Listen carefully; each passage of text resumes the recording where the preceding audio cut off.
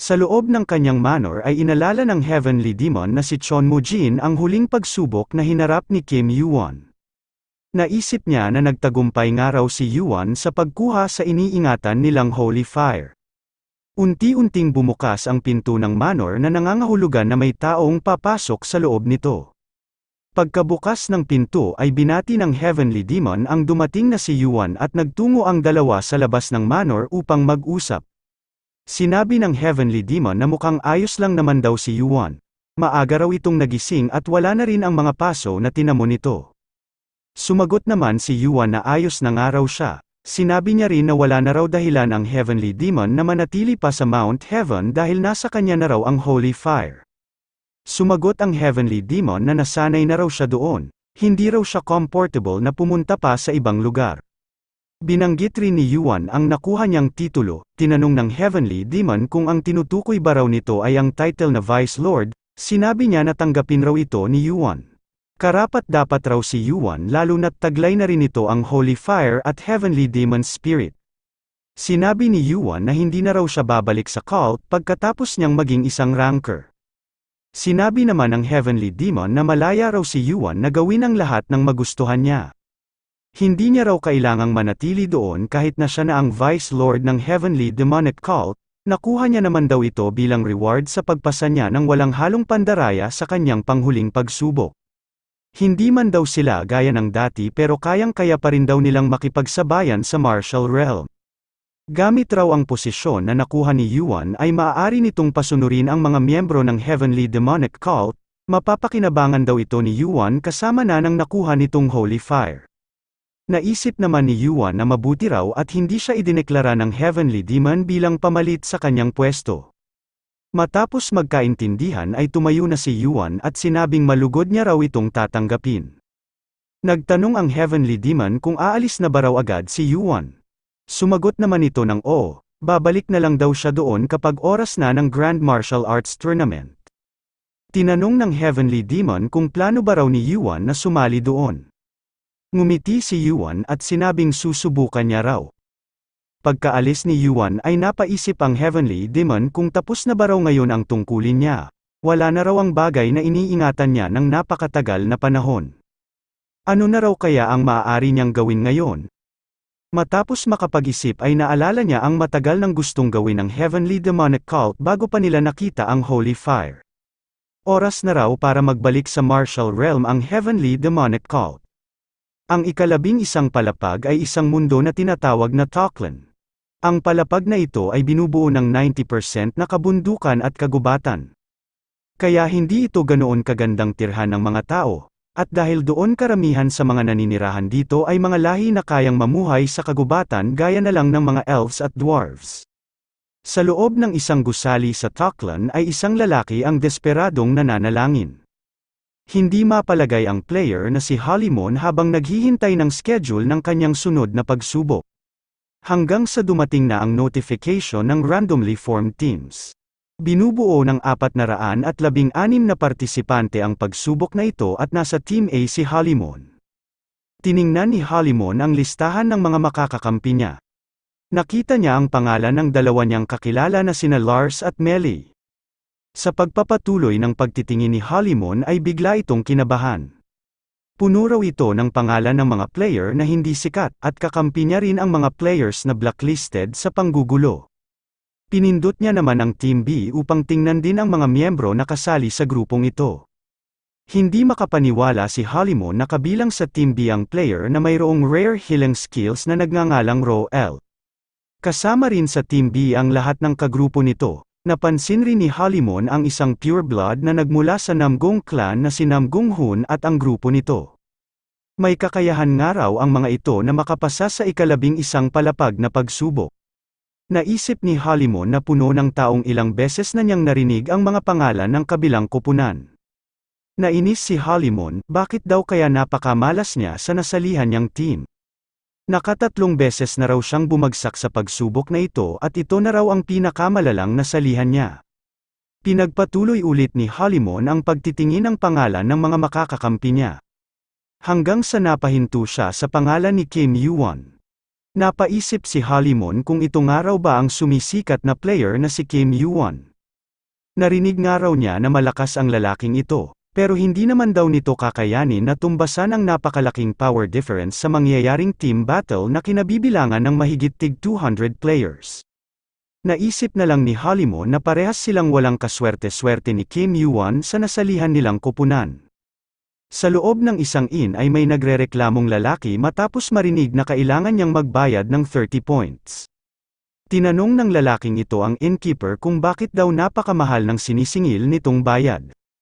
Sumagot naman ang innkeeper at sinabing kadarating pa lang daw siguro ng lalaki doon. Ganoon daw talaga ang singilan kahit saan pa ito magpunta.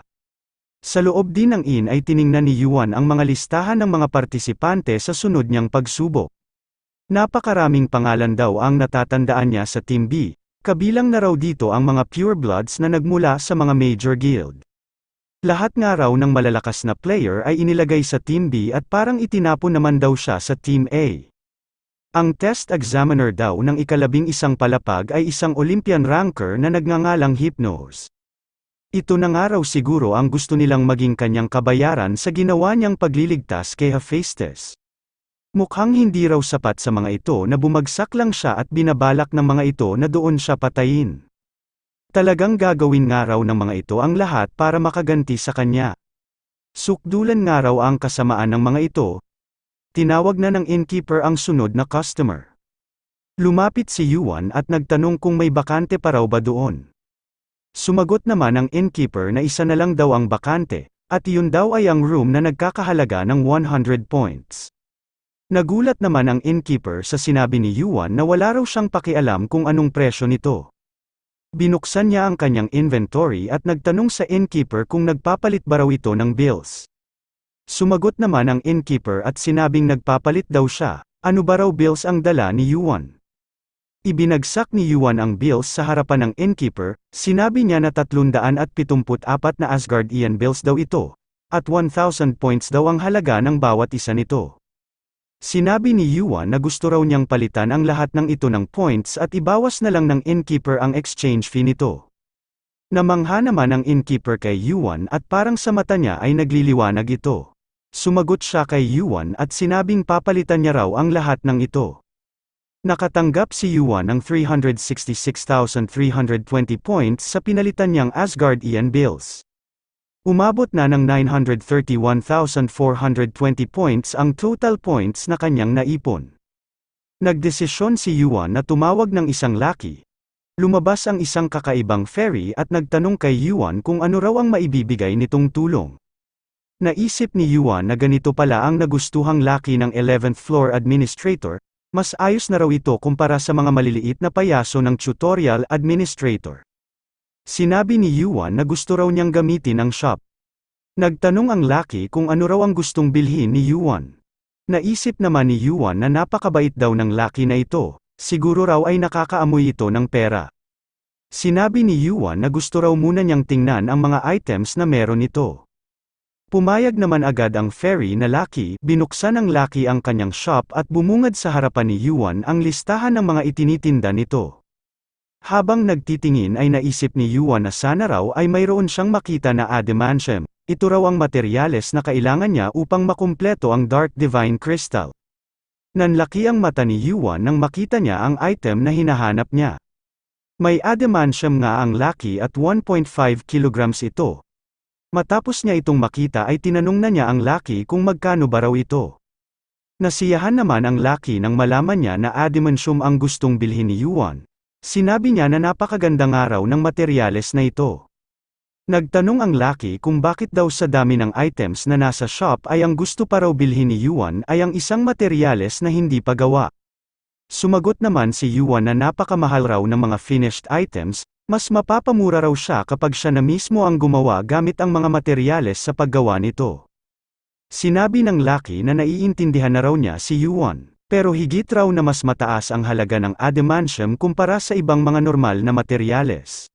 Isa raw itong materyales na hindi nasisira, mayroon rin daw itong mataas na mana conductivity at kaya rin itong mag-amplify ng mana. Naisip ni Yuan na marami nga raw nalalaman ang laki tungkol sa adamantium. Sinabi ng laki na kapag daw may paraan si Yuan upang ma-refine ito ay maaari raw itong makagawa ng isang napakalakas na item. Naisip ni Yuan na tama nga raw ang lahat ng sinasabi nito. Sa tigas nga raw ng materyales na ito, sa kabuuan ng tower ay hindi raw hihigit sa 10 ang mga blacksmith na kayang i-refine ang item na ito. At dahil nga raw sa cheat-like properties nito, tinatawag raw itong materyales ng pangarap ng mga blacksmith. Sinabi ng Lucky na sakto raw ang item na ito kay Yuan lalo na't malapit ito kay Hephaestus. Nagtanong naman si Yuan kung ano naman daw ang kaugnayan noon. Sinabi ng Lucky na kapag raw nakuha ni Yuan ang mineral na ito ay maaari itong makagawa ng isang top quality item. Karamihan nga raw sa mga player ay nahihirapan na maghanap ng mapagpapagawaan nila na blacksmith. At kapag raw nakahanap ang mga ito ay kailangan naman nilang magbayad ng napakalaking halaga, pero iba raw ang sitwasyon ni Yuan dahil malapit ito kay Hephaestus. Kaya nga raw mas mataas ang halaga ng pagbebenta niya ng adamantium kay Yuan. Tumawa ang Lucky at sinabing sa 1.5 na kilo daw ng adamantium ay ibebenta niya raw ito kay Yuan ng 1.6 million points. Hindi inasahan ni Yuan ang taas ng presyo nito, sinabi niya na wala siyang hawak na ganoon kalaking halaga. Sinabi naman ng Lucky na wag raw itong mag-alala, pauutangin niya raw si Yuan ng may interest rate na 11.5%. Maaari niya nga raw itong ibaba sa 10% dahil maganda naman daw ang credit rating ni Yuan. Sumagot naman si Yuan na mukhang wala na nga raw siyang pagpipilian. Sinabi ng Lucky na tama raw ang naging desisyon ni Yuan na umutang sa kanya. Nagulat ang Lucky sa sinabi ni Yuan na bibili na lang daw siya sa iba. Nataranta ang Lucky at sinabing maaari pa rin daw niyang bigyan ng discount si Yuan. Sinabi niya rin na napakahirap maghanap ng ganitong item sa ibang lugar. Sumagot naman si Yuan na ayos na raw siya, hindi niya pa naman daw ito kailangan sa pag-akyat niya ng tore. Napakahaba pa naman daw ng oras niya, may ibang Lucky rin naman daw sa mga sunod na palapag at mayroon pa din namang auction house. Kinabahan ang Lucky, hindi raw dapat sa ganoong sitwasyon ito mapunta. Sinabi ni Yuan na pasensya na raw pero ika-cancel na raw niya ito. Nataranta ang Lucky at sinabing sandali lang daw. Nainis naman si Yuan at sinabing bakit ba raw napakakulit nito. Sinabi na nga raw niya na hindi na niya ito bibilhin.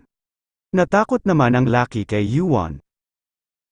Nag-offer ang Lucky na ibebenta na niya lang daw ito ng 1.3 million, na ibinaba niya sa 1.2 million, hanggang sa ibinaba niya ito sa presyo na 1 million. Sinabi ni Yuan na napakakulit raw nito, pumapayag na raw siya, bibilhin niya raw ito sa halagang 850,000 points. Napatiis na lang sa galit ang Lucky at naisip na napakawalang hiya raw ng player na ito. Pero hindi niya nga raw alam kung kailan siya ulit makakahanap ng mayaman na customer na gaya ni Yuan. Sinabi ulit ni Yuan na bibilhin niya raw ito ng 850,000 points at hanggang doon na lang daw ang kaya niyang ibigay. Naisip ng Lucky na kailangan niya nga raw itong may benta kay Yuan kahit na anong mangyari. Nagmakaawa ang Lucky at tinanong kung maaari ba raw niya itong bilhin ng 900,000 points, malulugi na raw kasi siya kapag ibinente niya ito ng 850,000 points. Hindi naman sumagot si Yuan kaya napilitan ng pumayag ang Lucky sa presyo na 850,000 points. Nakiusap rin ito kay Yuan na itigil na nito ang pagtingin ng napakalamig dahil masasaktan na nito ang kanyang damdamin. Pumayag na si Yuan sa halagang 850,000 points, nagpasalamat naman ang Lucky at sinabing sisimulan na raw nila ang kanilang trade. Gumastos si Yuan ng 850,000 points at nakatanggap siya ng 1.5 kilograms ng adamantium. Naisip ni Yuan na mabuti raw at nabili niya ito ng mas mababa ng kaunti sa normal na bentahan nito. Nagtanong ang Lucky kung may kailangan pa ba raw si Yuan. Sumagot naman si Yuan nang wala na raw. Nagpaalam na ang Lucky at sinabing tawagin na lang daw ulit siya ni Yuan kapag may kailangan ito. Naisip ni Yuan na mukhang masama ang loob ng Lucky sa kanya. Habang pinagmamasdan ang adamantium sa kanyang inventory ay naisip ni Yuan na kailangan niya na lang daw itong dalhin kay Hephaestus. Pero hindi niya raw alam ang mga binabalak gawin sa kanya ng mga taga-Olympus sa oras ng kanyang pagsubok. Kaya hindi raw siya maaaring magpunta nang hindi dala ang Dark Divine Crystal. Hindi rin daw ganoon kadali ang pag-refine nito kahit pa kay Hephaestus, maaari raw itong abuti ng 1 buwan hanggang sa 3 buwan. Sa kanya na lang daw ito pupuntahan kapag tapos na siya sa kanyang pagsubok. May 1 linggo pa raw siya bago ang kanyang sunod na pagsubok, napakahaba pa raw ng oras na ito. Matapos makapag-isip at tingnan ang kanyang status window ay bumangon na si Yuan. Sinabi niya na bakit raw kaya hindi muna siya mamasyal. Namgung-hon, kilala sa tawag ng iba na isang genius player. Isang natural, pure-blood descendant ng Namgung noble clan. Ang ama niya ay isang executive ng isang mid-sized guild. Nagtataglay ito ng kamangha-manghang talento, kakayahan, at pamumuno na nakuha niya sa kanyang pagsusumikap. Sa loob ng 11th floor dungeon Agrea's Maze ay nagpapalevel ang grupo ni Namgung-hon. Nagtanong ang nakapula nitong kasama, kung ito na raw ba talaga ang pinakamadaling dungeon sa loob ng 11th floor. Sinabi naman ng isa pa nitong kasama na siguro nga raw ay ang grupo pa lang nila ang may kakayahan na pumasok sa dungeon na ito. Sinabi ng nakapulang lalaki na kayang-kaya raw nila itong tapusin hanggang sa dulo dahil hindi rin naman daw sila nahirapan. Tumawa naman ang isang lalaki at sinabing napakadali nga raw nito. Matapos linisin ang kanyang espada ay sinabi ni Namgung-hon na magmadali na raw sila. Kailangan na raw nila itong tapusin ng mas mabilis upang makapagpahinga na sila bago ang kanilang pagsubok. Sinabi ng nakapulang lalaki na mukhang hindi na naman daw nila kailangang maghanda sa kanilang pagsubok dahil halos basura daw ang team roster ng kupunan ng Team A. Ipinaalala naman ng isang lalaki na naroon daw sa Team A si Kim Yuan. Dinagdag pa ng isang lalaki na isang araw itong bigating player. Narinig nga raw niya na nagawa nitong makapasa sa pagsubok ng Heavenly Demonic Cult. Tumawa naman ang nakapulang lalaki at sinabing ano naman daw kung ganoon, napakamalas naman daw nito sa nakuha niyang mga kakampi. Nagsalita si Hon at sinabing tumigil na raw ang mga ito, kahit ano raw ang mangyari ay kailangan nilang gawin ang lahat ng kanilang makakayanan, at iyon lang daw ang mahalaga. Sumagot naman ang lahat ng kasamahan ni Namgung-hon ng Roger Captain. Habang naglalakad ay naisip ni Hon ang pangalan ni Kim Yuan. Hindi niya pa nga raw ito nakikita pero napakaraming balita na raw ang narinig niya tungkol dito. Hindi niya nga raw alam kung saan ito nagmula, pero nangangahulugan nga lang daw na may kakayahan talaga ang lalaking ito. Sana raw ay magkaroon siya ng pagkakataon na makaharap ito sa loob ng kanilang pagsubok. Nagulat naman si Namgung-hon nang mapansin niya ang mangitim-ngitim na kulay lilang apoy sa daan. Sumenya siya sa kanyang mga kagrupo at sinabing huminto raw muna ang mga ito. Sa dulo ng dungeon ay bumungad sa kanila ang mga nasunog na katawan ng mga halimaw na gagamba. Kabilang din sa mga nasunog na katawan na ito ang bangkay ng pinakamalaking halimaw na siyang nagsisilbing boss ng dungeon na ito. Napapaisip ang grupo ni Namgung-hon kung apoy ba raw ang mga nakapalibot sa bangkay ng mga halimaw na gagamba. Napatanong rin ang isang lalaki kung namatay ba raw ang boss habang nakakapit ito sa itaas. Bigla namang tumalon ng mabilis si Namgung-hon at nagpatalon-talon sa pader ng kuweba. Pagdating niya sa itaas ay sinipa niya ang nakakapit na bangkay ng napakalaking halimaw na gagamba.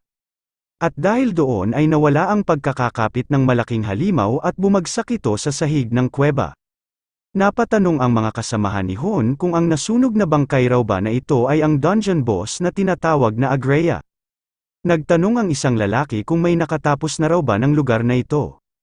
Sinabi naman ng isang lalaki na nagtataka raw siya kung bakit walang sunog sa sahig at itaas ng dungeon kung sa apoy nga ang mga ito namatay. Ano raw kayang skill ang kayang gumawa nito? Naisip ni Namgung-hon na hindi nga lang daw ito namatay sa sunog, may marka rin ito ng espada. Kung sino man daw ang pumatay sa Agrea ay nagawa niya itong mapatay sa pamamagitan lang ng isang atake. Sino raw kaya ang makakagawang pumatay ng boss monster gamit lang ang isang atake? Napapaisip si Hon kung isa ba raw itong ranker. Pero bakit naman daw mangha-hunting ang isang ranker ng isang dungeon na nasa mababang palapag? Ito nga lang daw ang naiisip niyang explanation sa nangyaring ito. Sinabi ni Namgung-hon na bumalik na raw sila at sekuan na nila ang dungeon na ito, may nakatapos na raw nito. Agrea's Thread, isang sinulid na nagmula sa Spider Queen Agrea. May mataas itong mana conductivity at sobrang elastic rin ito. Mas matigas rin ito sa bakal. Matapos basahin ang description ng Agrea's Thread ay inilagay na ito ni Yuan sa kanyang inventory. Maaari niya nga raw ibenta ang Agreas thread sa halagang 1,000 points o kaya raw itabi niya muna ito at maghintay na lang ng paggagamitan.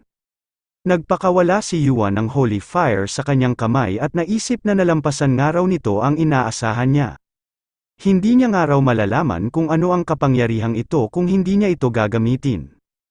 Kaya nga raw nag-practice muna siya sa mga halimaw bago ang kanyang pagsubok. Wala raw itong lakas ng firepower dahil mababa pa lang ang proficiency nito para sa rank nito, pero hindi raw iyon ang importante. Ang apoy raw na ito ay lumalaki sa pamamagitan ng pagkain ng emosyon ng kalaban. Napakahirap nga raw kontrolin ng emosyon kahit na ano pang tibay ng kalooban ng mga ito. Ito nga raw ang nakakatakot na parte tungkol sa mga kapangyarihan ng mga outer gods. At ngayon nga raw ay may ganoon na siyang kapangyarihan, ito na nga raw ang pinakamagandang skill na nakuha niya. Kapag raw tumaas ang kanyang arcane power at proficiency ay magiging mas napakalakas pa nito. Napaangat nga rin daw niya ng kaunti ang completion rate ng Heaven Slaying Star. Sa sandaling ito ay 91.67% na ang completion rate nito. Nakakuha rin daw siya ng maraming bagay sa loob ng ika-11 palapag. Marami pa raw siyang pagdaraanan pero lumalakas raw siya ng mas mabilis gaya ng plano niya. Habang umaakyat ng hagdan ay naisip ni Yuan na sana nga raw ay magtuloy-tuloy na ng maayos ang ginagawa niyang ito. Pag-akyat ni Yuan ay nagulat ang mga players na nag-aabang sa itaas, lahat ng mga ito ay nagtinginan sa pagdating niya. Nagtanong si Halimon kung ito nga raw ba si Kim Yuan. Sumagot naman si Yuan ng oo siya nga, at ano naman daw kung ganoon. Naisip niya rin kung sino ba raw ang mga ito. Nagpakilala si Halimon, sila raw ang mga kasamahan ni Yuan sa Team A. Marahil nga raw ay alam na ni Yuan na hindi maayos ang kalagayan ng kanilang team, kalahati nga raw ng kanilang mga kakampi ay sumuko na kahit hindi pa nagsisimula ang pagsubok. Pero hindi pa rin daw nawawala ng pag-asa ang kalahati ng kanilang team, dahil lahat daw ng mga ito ay ilang beses nang narinig ang mga kamangha-manghang ginawa ni Yuan. Nagtanong si Yuan kung ano naman daw kung ganoon. Sinabi ng kinakabahang si Halimon na puno raw ng malalakas na player ang Team B, pero sigurado raw siyang walang panama ang lahat ng mga ito kay Yuan. Sinabi ni Halimon na hindi nga raw sila sumuko dahil naniniwala sila sa lakas ni Yuan. Sinabi naman ni Yuan na kaya lang daw siguro naroon ang mga ito ay dahil paubos na ang kanilang mga points. Ang testing fee raw ay umaabot ng 100 points hanggang 1,000 points. Napakalaking points na nga raw noon para sa mga players na nasa ibabang palapag. At dahil nga raw sayang lang kung susuko na lang ang mga ito, gusto raw ngayon ng mga ito na tumuloy pa rin sa pagsubok at kumapit na lang sa isang tao na may kakayahan. Itinanggi naman ni Halimon ang mga sinabi ni Yuan at sinabing mali raw ang mga paratang nito. Gusto lang naman daw nilang pag-usapan kung paano silang lahat makakapasa sa pagsubok. Sinabi ni Yuan na kung pinapahalagahan daw ng mga ito ang mga buhay nila ay sumuko na raw ang mga ito. Wala raw silang makukuha doon para lang mamatay ng walang kasaysayan. Nagtanong si Halimon kung ano raw ang sinasabi ni Yuan. Sinabi naman ni Yuan na kung wala na raw ang mga itong sasabihin ay umalis na raw ang mga ito. Hindi raw maganda sa mata na nag-iipon-ipon sila sa labas ng kwarto ng ibang tao. Nagtanong si Halimon kung susuko na rin daw ba si Yuan. Sumagot naman si Yuan ang hindi raw siya susuko, haharapin niya raw ang pagsubok na ito. Nagulat naman si Halimon, hindi ba raw sinabi ni Yuan na sumuko na sila? Sumagot naman si Yuan na para lang daw ito sa kanila at hindi para sa kanya. Pumasok na sa kwarto si Yuan at naiwan ang grupo na isinama ni Halimon sa labas. Hindi sila makapaniwala sa mga binitiwang salita ni Yuan. Nagtanong ang isang lalaki kung ano raw ang palagay ng mga ito, mukhang wala raw planong makipag-cooperate si Yuan sa kanila. Sinabi naman ng isang lalaki na bakit ba raw napakayabang nito. Nagdesisyon naman ang isa pang lalaki na aatras na raw siya, mas maayos pa raw iyon kaysa mamatay. Nagyakag na ang mga kasamahan ni Halimon na umalis na sila, nagsayang lang daw sila ng oras doon at nasaktan pa ang kanilang mga pride. Hindi naman may pinta ang mukha ni Halimon dahil sa panliliit at galit niya kay Kim Yuan.